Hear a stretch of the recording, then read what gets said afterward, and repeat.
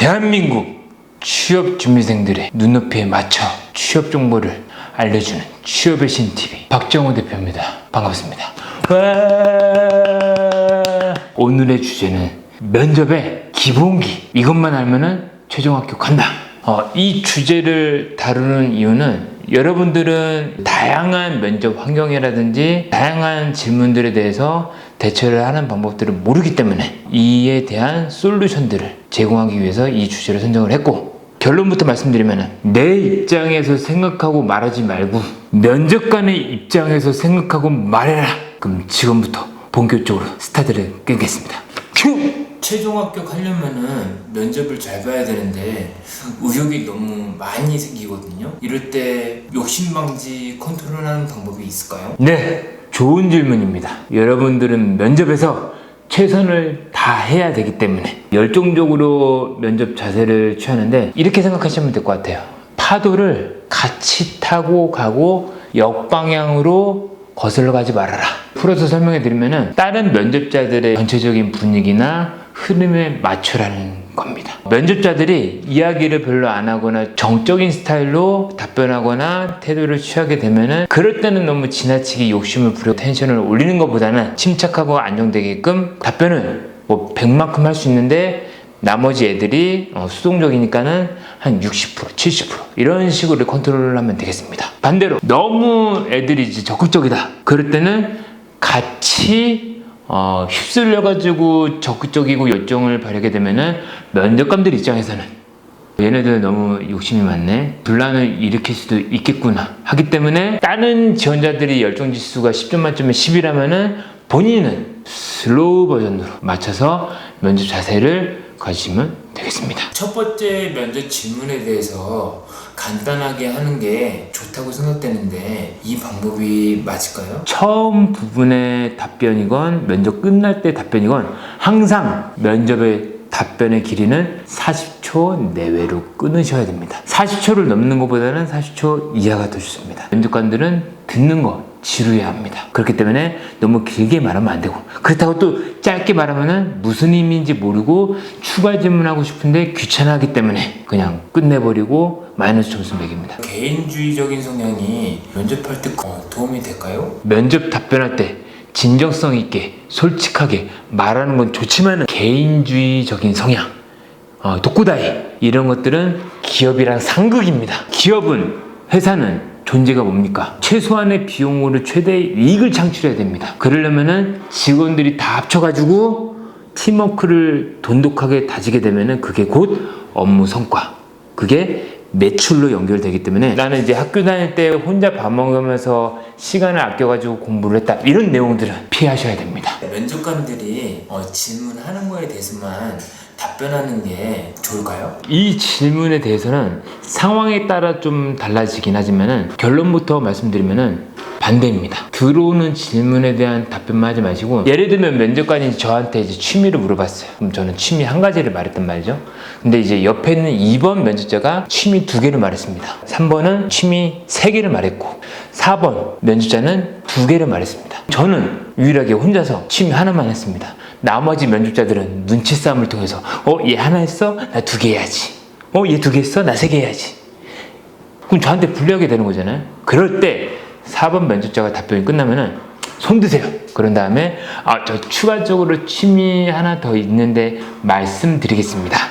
말씀드려도 되겠습니까? 말고 말씀드리겠습니다 하면서 다른 친구들이랑 답변 퀄리티, 분량 맞추시면 되겠습니다. 근데 면접관들이 질문을 할 때 질문의 의도를 모르고 다른 답변들도 하는데 이런 것들은 괜찮을까요? 정확하게 그 의도를 파악해서 답변해야 됩니다. 예를 들면은 본인의 개인적인 꿈과 사회적인 꿈을 말하세요 할 때, 그럼 이제 면접자들은 보통 어떻게 말하냐면은 무조건 회사와 연결된 꿈이나 희망사항들을 얘기합니다. 개인적인 꿈이라 하면은 회사 아무 상관없이 본인의 일상생활에서 취미라든지 이런 것들을 발전시켜서 어떤 꿈이 있는지 인간적인 모습들을 보고 싶어 하는 건데, 2가지 질문들 다 답변을 사회적인, 공적인, 외워서 준비한 답변들을 하는데, 그럴 때는 면접관의 의도에 빗나간 답변을 했기 때문에 5단계 이제 평가 점수가 있다 치면은 최하점을 받습니다. 실패한 경험을 말해보라고 하거든요.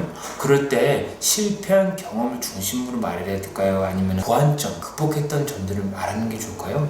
실패한 경험에 대한 것들은 간략하게 말하면 됩니다. 5초 내지 10초 정도로 말하고 나서 그 다음에 30초 정도 실패했던 경험들을 극복했던 과정이나 그 실패를 통해서 어떻게 다시 재실수를 안 하도록 보완책을 세우게 됐는지 이런 것들을 말하면은 가산점을 받고 이 친구는 우리 회사 들어오더라도 업무 실수했을 때 반복되지 않고 회사에 기여할 수 있는 인재겠구나 하고 좋은 점수를 평가받을 수 있겠습니다. 여러분들 제가 이제 취업 베스트셀러 작가로서 조언해드리면은 면접을 되게 쉽게 생각해야 됩니다. 1차 면접이나 2차 면접이나 있는 그대로 본인들의 내면을 끄집어낸다 이렇게 생각하면 되는 거예요.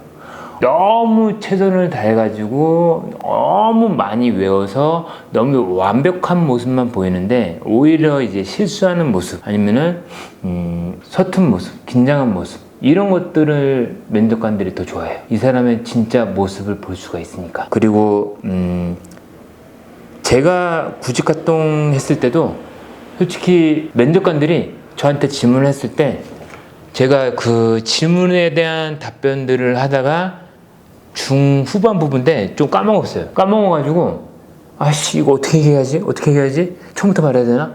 고민했다가 고민을 1초 대충 생각나는 대로 그냥 이어서 최선을 다해서 열정적으로 답변을 했단 말이죠.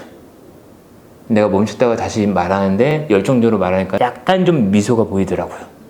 옆에 있는 면접자들은 말을 저보다 훨씬 더 잘했었는데 너무 훈련된 모습 때문에 그 친구들은 떨어지고 저는 최종 면접으로 올라가서 합격을 했었습니다. 그렇기 때문에 여러분들은 진정성 있게 최선을 다하시면은 무조건 합격 확률 2배 이상 올라갑니다. 여러분들 힘내세요.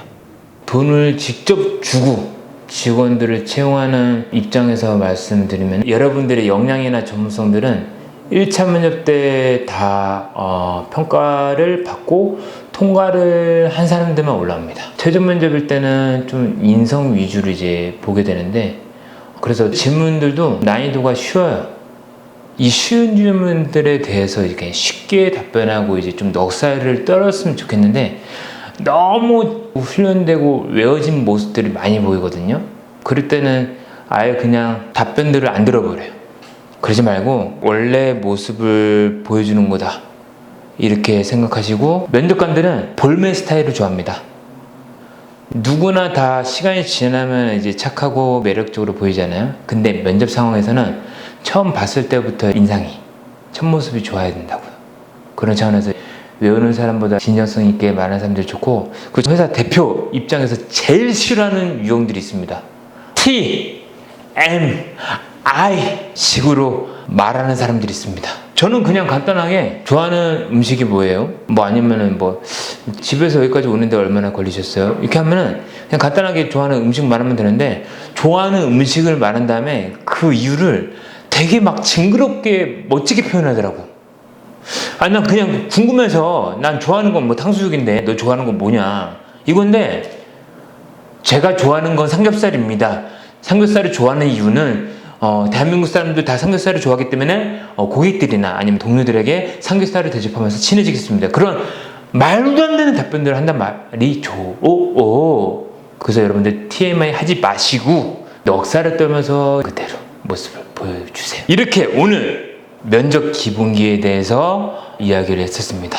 여러분들한테 취업에 도움이 되길 바라고 항상 취업의 신은 여러분들을 응원합니다. 여러분들 사랑합니다.